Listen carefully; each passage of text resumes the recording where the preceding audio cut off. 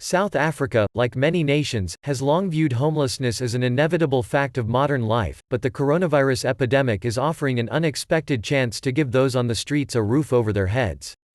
Thousands are being housed in sports stadiums, schools and other locked-down public spaces, partly to try to stop them contracting or spreading COVID-19, and the government says it wants to ensure they don't slip back through the cracks once the outbreak ends.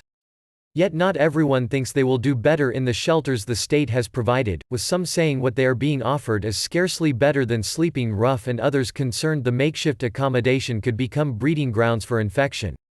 Sepong Motsepe, however, saw an opportunity to kick the heroin habit that made him homeless a decade ago. The 31-year-old abandoned his law studies when his sponsor failed to pay the university bill, and then swiftly found that heroin stabilizes your emotions. To feed his addiction, he was breaking into parked cars and sometimes robbing them. For food, the dustbins were there, he told Reuters outside a set of communal tents at the Littleton Sports Ground on the edge of the capital, Pretoria.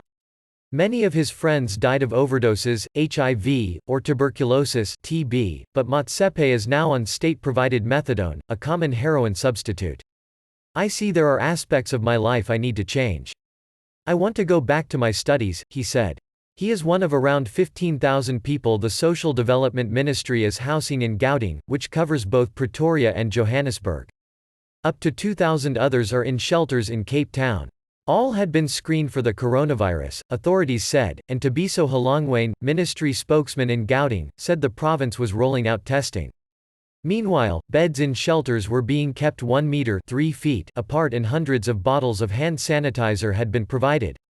Joe Barnes, an epidemiologist Stellenbosch University, warned that, if it took hold, the coronavirus would spread like wildfire through any facilities that were not well managed. Halongwane said the aim was to keep the homeless off the streets once the epidemic ended. Beyond lockdown, the program will continue.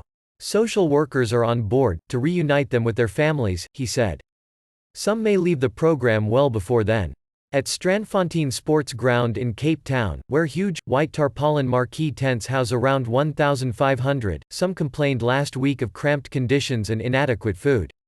Reuters saw police officers break up a protest as some inside tried to uproot the metal fencing, shouting, somewhat ironically, "We want to go home.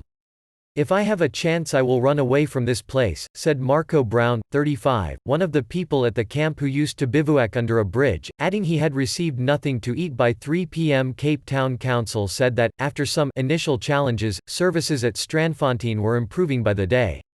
Some homeless in the city want nothing to do with the shelters. There are too many people inside. It's gonna be easy to get sick there. Joseph, sleeping rough in the city park, told Reuters TV.